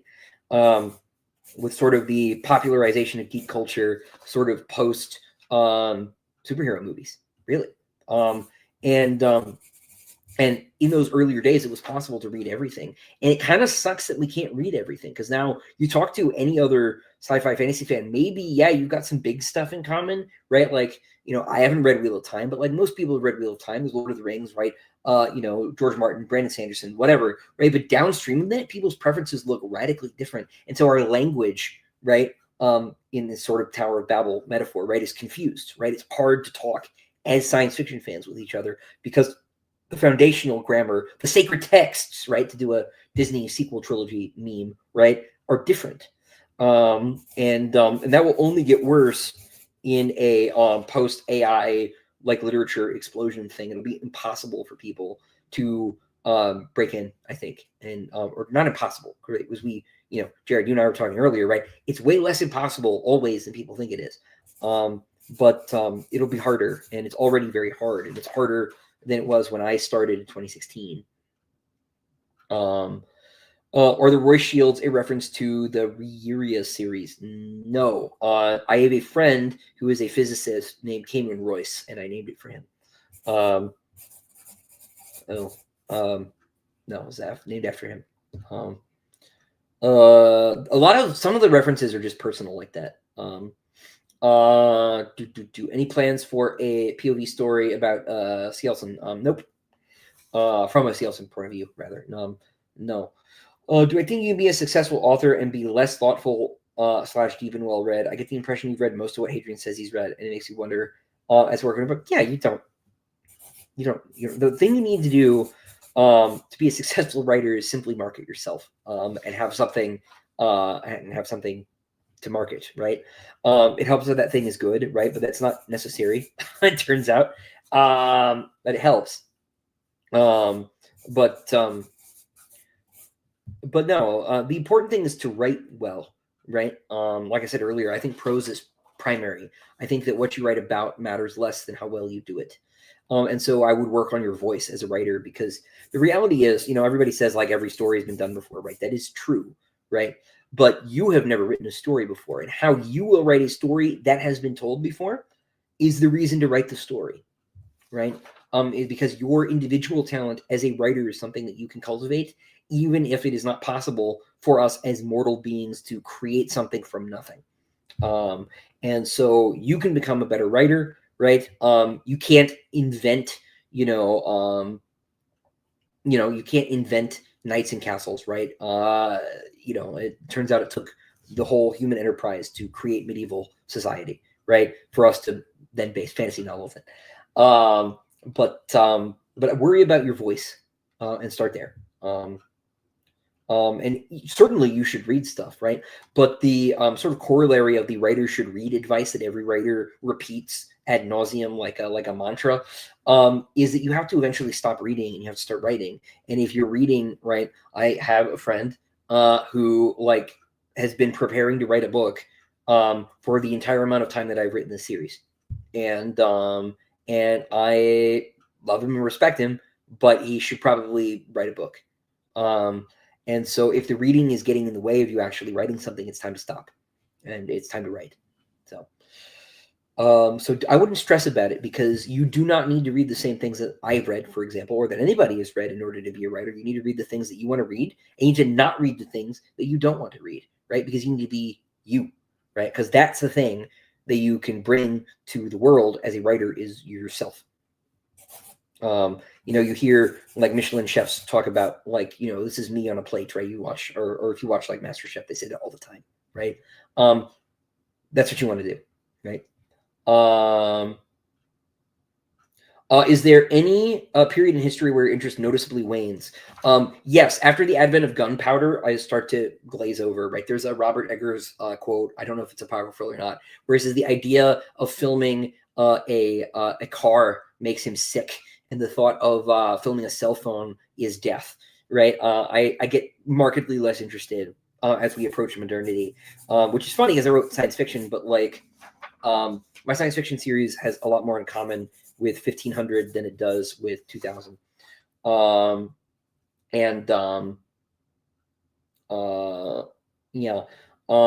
I also there are parts of the world I'm less interested in, and that really, man, that's a hard thing to say, because I'm not trying to say I think this civilization sucks or is boring or something, right? But I'm not super interested in Chinese history, for example, right? And that is not a value judgment. It has just never been deeply interesting to me, just naturally, right? There's a lot of really fascinating, crazy stuff there, but I do not feel called to invest my attention in Chinese history as deeply as I have in Roman and say broadly Western history. Now, partly that's because Western history is my history, right? And is closer to me, and I feel connected to it in a way that I don't, right? Over there, but really, there's something everywhere that's interesting, right? Albert, I was saying this thing about gunpowder earlier, but I also I find the French Revolution deeply fascinating, right? Even if I would much prefer there were knights in armor and swords running around, but yeah, I hope that people don't get the wrong impression there. It's just not, it's never been my area precisely, right? And there's some things I just never had time for. I realized a couple of years ago I didn't know anything about Persia really, except as the antagonists of the Greeks, and so I amended that deficiency. And now now I consider myself a bit of a Persophile. So like the Greeks. So anyway, joking aside, Michael, congratulations on the new edition. Thank you. Any plans on having a Sun Eater Con around launch time? Not around launch time. have some other travel that may be happening. So, but I would like to do a convention at some point. At this point, it's too close for me to plan it and deal with all the crap that I'm dealing with, and I don't have a team, right? So I would like to do it, but there will at least be a signing event here, which people should totally come to. Movies coming out yet? Nope, no movies. Have I read the 2001 sequels? I read the first one, definitely. I might have read the second one. But I read my like big Clark phase was very early. I was like 10, 12 when I was reading a lot of Clark. And I've never really gone back on. I really liked them a lot, but have I ever preferred an adaptation over the source material? Yeah, I like the Cloud Atlas movie a lot better than the book. If Jared's still in the comment section, he may take umbrage with me. But I liked it structurally, cutting back and forth. The editing in that movie was very good. It's the first time I really paid attention to editing in a movie. But I think that one is better personally. I know you've mentioned you wouldn't write another series that doesn't belong to you, but if approached, would I write something for a video game? If you did, what series would I like to do that? Would it be from software? Yeah. Well, if I got George Martin's deal on Elden Ring, I would 100% take it, right? But I don't know. The thing about video game writing, besides that I've never done it, right, which is not an absolute, impediment to my doing it, is that like I wouldn't be writing books, and writing books is where my heart is at. So I don't know that I would want to be deeply involved in like a writer's room, working with like teams and stuff, doing things. Because I'm also very grouchy and disagreeable, and I just don't think that's an environment that would be very fun for everybody else. That's why I don't want to do co-authored stuff either, because like I want to be the author actually. So I don't know. But like if it were in the way that like George worked on Elden Ring, I would be interested in like setting the template for people and letting them do their thing.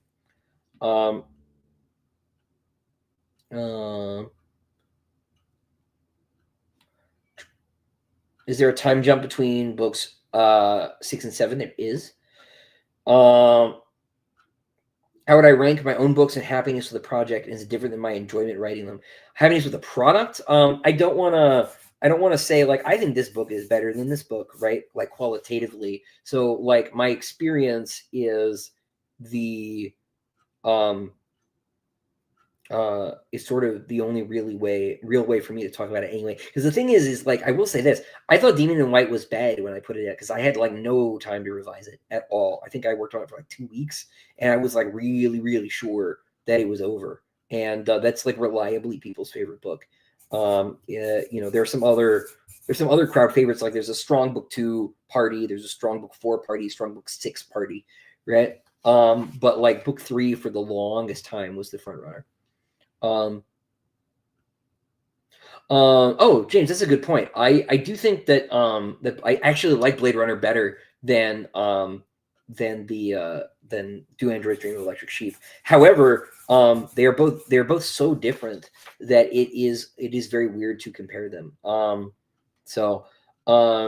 They are very different. Yes. I don't really know what the point in even calling one an adaptation of the other is. If they just changed Deckard's name, it would barely be noticeable. Like Hollywood would never, like Dick could never successfully sue Hollywood for that movie if they just changed a couple names. It's so different.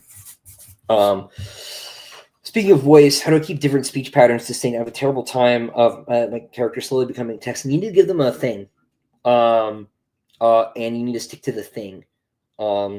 It's like doing an impression. When people do impressions, they have like a hook word or hook phrase they use to transition sometimes into the impression. Not like really good people, but this helps.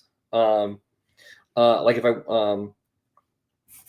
if I used to try and do a Southern accent, right, I would say Virginia in a Southern accent. I'm not going to do it I'm not like I just do that to like mess with my wife, because she is Southern and I'm half Southern, but you get the point. Anyway, so like you have a hook, right? So you do that with dialogue too. You give characters a tick or a habit, and then you just like pick one thing, right, and be conscious of how that habit might impact the rest of their speech, and that way you're only really thinking about one thing when you're writing dialogue for that character, not keeping track of 80 things.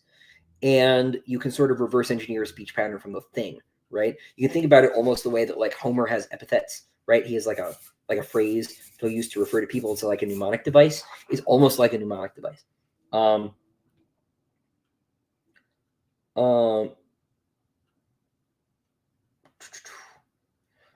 Howling Dark's Kubla Khan reference was based, deeply appreciated. Man, yeah, that poem is awesome. Thank you. Someone asked what poets you should read. Read Coleridge. Coleridge is great. Coleridge is great. Keats is great. Really like the English poets of the like 18th, early 19th century. Like that's the period. I love all those guys. Jared considers me a friend, so we will remain silent about Cloud Atlas. There we go. I saw the movie first, to be honest. So that like colored some of my perspective there. But is the main spiritual influence for Barrow King stories about Conan, Berserk, etc.? I have resolved that I will not talk about inspirations in future projects because I find that we talk about it a lot, and I would like to talk about different things in the future. So respectfully, I will decline to answer. It just with Sun Eater, it's been like a solid like 40% of the conversation, and I want to talk about different things.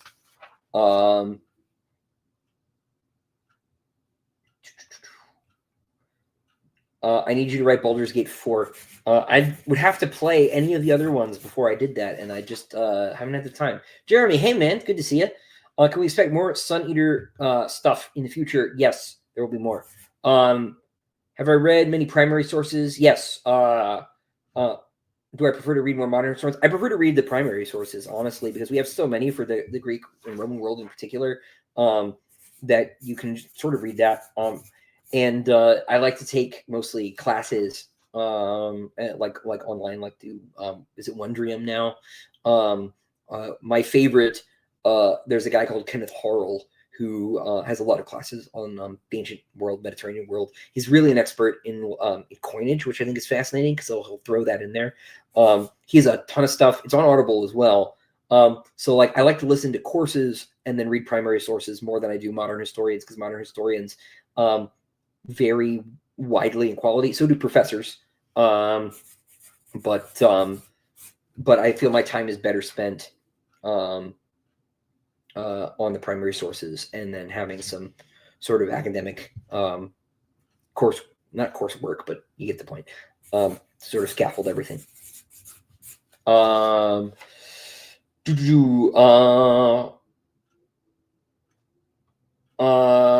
Tassos, I'm gonna have to abstain from answering that question. But Barrow King was good, thank you. I do not have any thoughts on John Crowley. Kevin, regrettably, I do not know who he is. Out of all your books, which one was the most enjoyable to write? Which was the most difficult? The most difficult, I think, officially is book 7.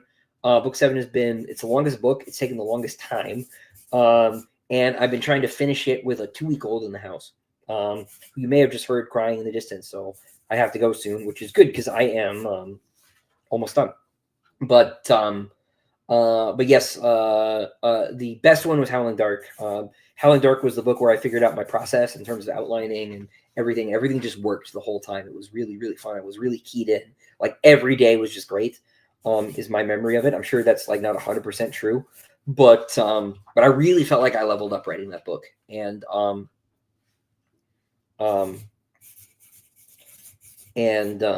yeah. And whereas book 7 has just been I don't want to say a grind because I don't want people to get apprehensive, right? Like, but it has been a marathon, and I really deeply feel that books are getting to be too long, and so I'm gonna win Jared back here, right?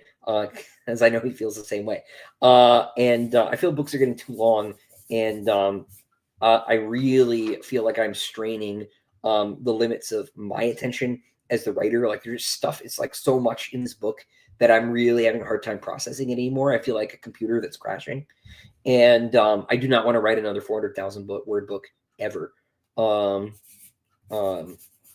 It's just not the right form factor for me. But it was the right form factor for this book, so I'm stuck with it. That being said, I am very excited about it. I think it is great. I'm finally to the phase where I can see the whole picture, even though my brain is crashing because I'm near the end, and there's still editing to do. I've got a few months of editing to do. March, April, 4 months. And I'm confident that by the time it's done, that it will be the best one. Obviously, people will still tell me it's Stephen White, but I'm pretty in love with book 7. It's just nearly killed me, which is probably a good sign. Uh, I am also not sympathetic to Romanticism as a movement ideologically, but aesthetically, the poets are tremendous. And one of the reasons I like Keats is that I find Keats morally unobjectionable in a way that I find like Percy Shelley reprehensible. Percy Shelley is a dork, but and Byron is of course mad, bad, and dangerous to know, but he's also cool. Percy Shelley is not cool. Yeah. Let's see. Are there any visual media that you have interest in expanding some year into? Certainly. I better wait. I better wait the offer. I've had no offers. I am not a huge tabletop RPG guy. Actually, I have not.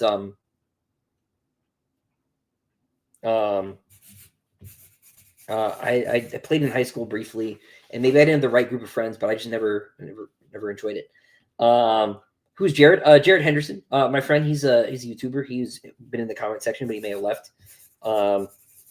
He was ribbing me for liking the Cloud Atlas movie earlier. We're almost there. I'm almost at the end here. I have like 3 left. But I'll answer a couple more questions before I run, because I have not been summoned yet. What is my ideal word count? Well, the right answer is like whatever the book commands, right? I am comfortable in 200 to 250,000 words. Because it's harder to write something short. My sense, and I'm done, is unintentional Matt impression there. But the problem with the really long stuff is that it takes a really, really long time, and there's a marathon element to writing where being stuck in the same project, I think with any job for a really long time is hard, right? Because the finish line is just never close, and there's a sort of dopamine hit thing that isn't happening. I love writing short stories because like I complete things on a regular basis, and and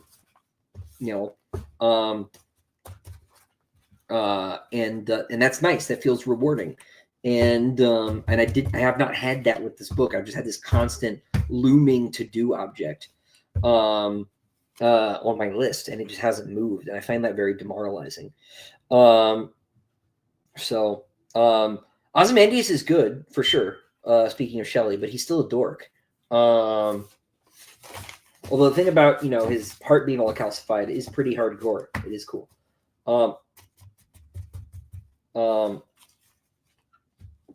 But no, I think it would be good to get down to the 150 to 100,000 word range. But that's really just for like a workflow comfort reason, not because like I think stories should be in that form factor, right? There is no should, right? Now, 400,000 is really pushing the material technology of bookbinding, right?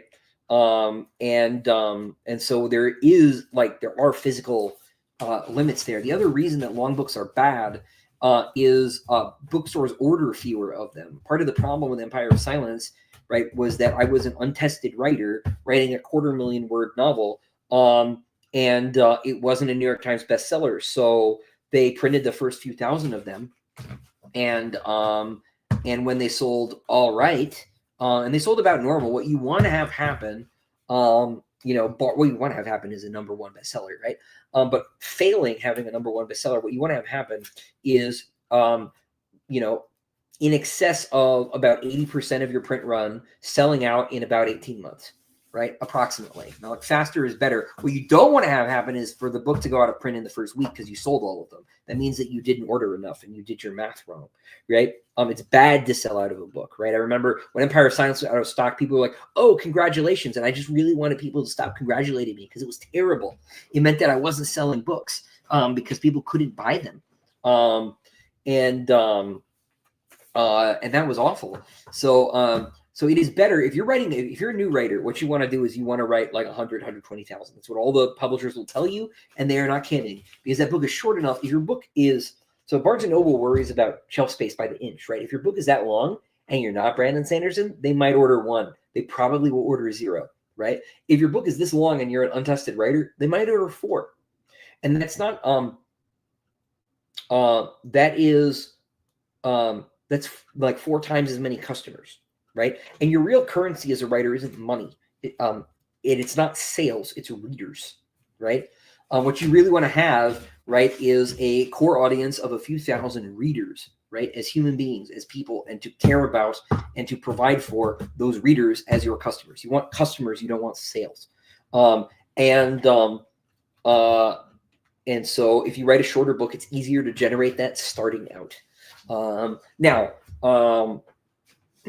again, that doesn't mean I'm never going to write a giant book again, right? But I'm in a place in life now where I need to do things a little bit differently. I'm not going to do another 7-book, 250,000 word a book series for a minute. I've got other, I've got other plans, right? And so, we'll see what happens. So, we'll see what happens. What will happen, though, is that it will be awesome. I am very excited about the next thing. So,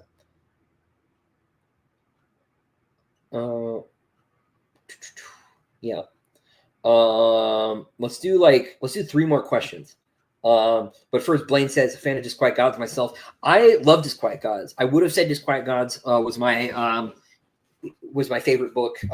Now, it's not my favorite to have written. Disquiet Gods was also really hard. Disquiet Gods was the book I was writing when my publisher dropped me, and then I got a new publisher, and then the old publisher got me back, right? Like it was a really rough time, but I'm very proud of Disquiet Gods. I really, really love Disquiet Gods. But it was my hardest book before Shadows Upon Time. Shadows Upon Time was just hard because my brain's RAM was running out. But I'm almost at the end, and I feel really, really good about the end. So, I don't know that I have any technical advice on how to write good political dialogue. Let's see. Do you have any questions I missed or at the bottom of the chat? Any rough recommendation on length for first novel? Is it different in trad, pub versus self-publishing? So we talked a little bit about the first half, right? Traditional publishing, I would really recommend that 100,000, 120,000 word window. That's what all the agents are looking for. Because if you tell an agent, I'm an untested writer with no experience, I have a 300,000 word book, they will never, ever sign you. All right. The book that my agent picked up was 100,000, 120,000 words, right? It doubled in length in the edit. And that was probably still bad advice. It probably should have still been smaller. Now, it would have been different. The series would be completely different. So maybe that's wrong. But I would have had an easier first few years if the book was shorter and awesome, as opposed to longer and awesome. But as far as self-pub and trad-pub, yeah, that can actually differ dramatically. It depends on what you're writing. Indie publishing is a lot more direct-to-market, and it's a lot more sort of doing whatever the readers in whatever you want to write are looking for. Right now, there are multiple ways to go about this. One is to write shorter books more quickly and to release them more quickly. It's not uncommon for like lit RPG series, for example, to have a new book come out like every 3 months and for them to be shorter, talking like 80, 90,000 words, maybe even shorter than that. And just to come out all the time. Think of them as like serials almost, right? Just long serials. Conversely, there is a vein of indie published title that is really, really long, like longer than my books, right? 400, 500, 600,000 words. Those do exist, right? Really around the 400,000 word window, right? But like 5 and 6 is really pushing it. And the idea there is you put them on Kindle Unlimited where you get paid by the page read. And so if the book is longer, the theory is that like more people will simply commit to reading the book because they're reading the book already, and they'll just read more book and you'll get paid more, right? So there's a sort of gamesmanship to the business model there and what you're trying to target. And it really depends on what the genre is and what you want to do. That being said, you can and you should always write what you think you should write, right? And if your instincts are bad, that's a you problem, right? But you are better served following your instincts than you are, I think, trying to cut yourself into little pieces like Cinderella's sisters to get your feet into the glass shoe. All right. Whether or not you marry the prince is one thing, but if you cut your feet into little pieces in order to try and you don't get to marry the prince, then not only are you not married to the prince, but you have no feet. This metaphor has gone on a little bit too far, but you get my point, right? Like, you should write your thing and then figure out how to sell it. And whether or not traditional or indie is right for you, and what indie approach you want to use, and what traditional approach you want to use too, right?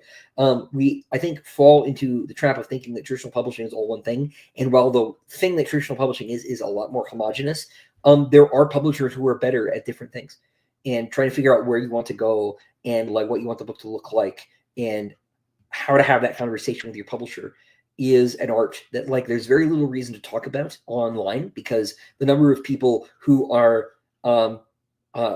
have successfully courted traditional publishing but are not to where the book is out yet is so small that there's no point in sort of servicing that conversation, right? Because, like, there are ways to talk to your publisher to get things, right? Or to use your agents to get things, right, from publishers that you should need to think about. But that's, like, the number of people for whom that's useful conversation is like 2, maybe. And if you're one of those 2 people, right, if you have a traditional publishing contract, you want to talk to me, send me an email, thanks, Maddie. I hope I knocked book 7 out of the park too. Malignant Cactus, what do I think about Dune Messiah, the book? I do not like it. I've been working on rereading them, found Dune to be even better, and absolutely hated Messiah. I never really liked Messiah. Messiah felt like it was written out of spite. I tend to agree. The characters shave 20 IQ points off. That might be putting it, like, more strongly than I would necessarily, but I think that Frank Herbert was very frustrated that people didn't get Dune, right, which is his fault, right? I do feel like he really was trying to make a point with that book, and I think that the point leads and the text follows, and I do not like it. I think Children is a big improvement, even though it's still following on the Messiah direction.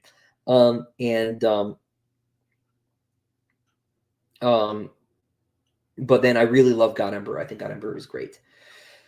What is my favorite theodicy? So I only know the word, Andrew, as a word to describe the problem of evil itself. I don't know that I didn't know there were different kinds, so I don't know about answering the question. But it is good to see you again, man. Cameron, I'm going to contact you on that podcast idea via your website and get the ball rolling. I would love talking about it, Cameron. Yeah, anything I can do to help. I am the man of the people. So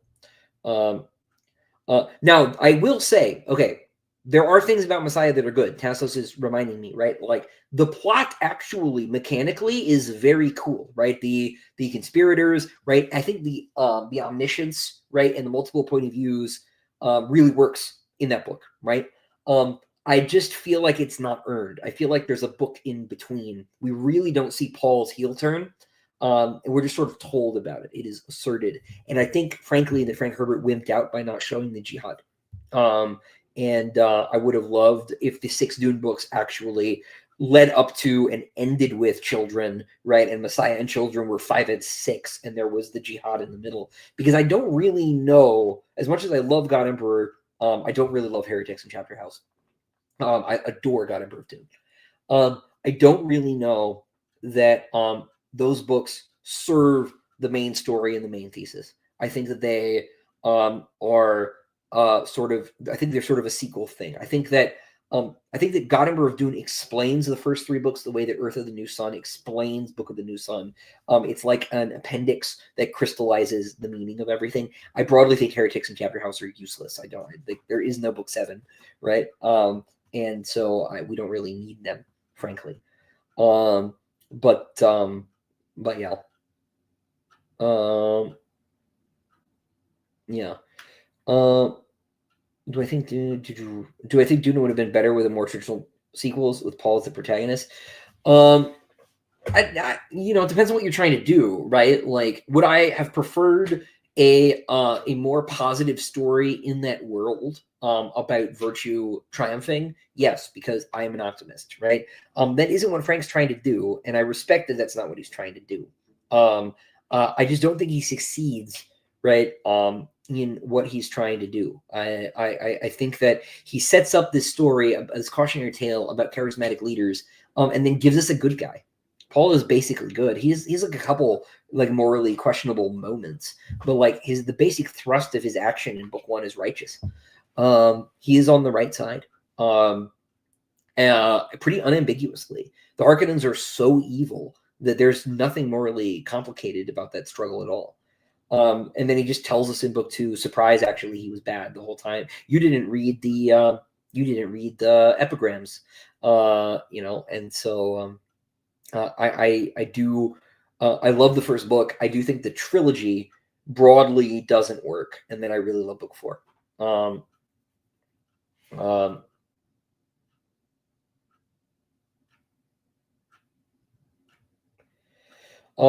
Man, Andrew, that's an interesting question. Can I imagine AI having souls? I would have to think about it. I don't want to say no, um, but we'd have to think about it. My instinct is no, because because AI are not made right. They're not made by God, obviously, right? So, this, yeah. There's some very interesting metaphysical questions there that I think you could do some cool story stuff with. But as far as the real metaphysical answer, I think I'd probably make half the audience's eyes glaze over. But I have thoughts for sure, but I don't have an answer. Um. Do. Yeah. Will Shadows Upon Time EARC be on Bane? No, Shadows Upon Time is being published by DAW, so there will not be a for sale EARC of Shadows Upon Time because I've gone back to my original publisher.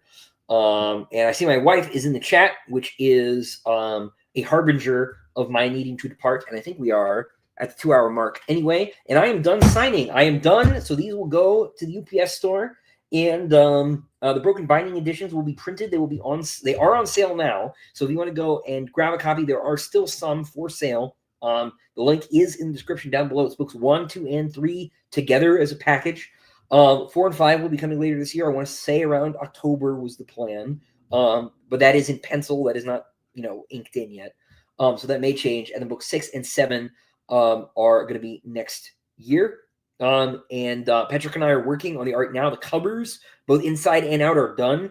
We are just down to, I think, the end papers. We've got the first one for Ashes of Man in, actually, but we've got 3 of those to go, and those will start being revealed, I think, next month. So if you want to go grab them now, I imagine by the time all the art reveals are done, they will be sold out on 1, 2, and 3. So you can catch things a little bit ahead here. And until next time, at which point I will have finished book 7, I'll see you. Bye.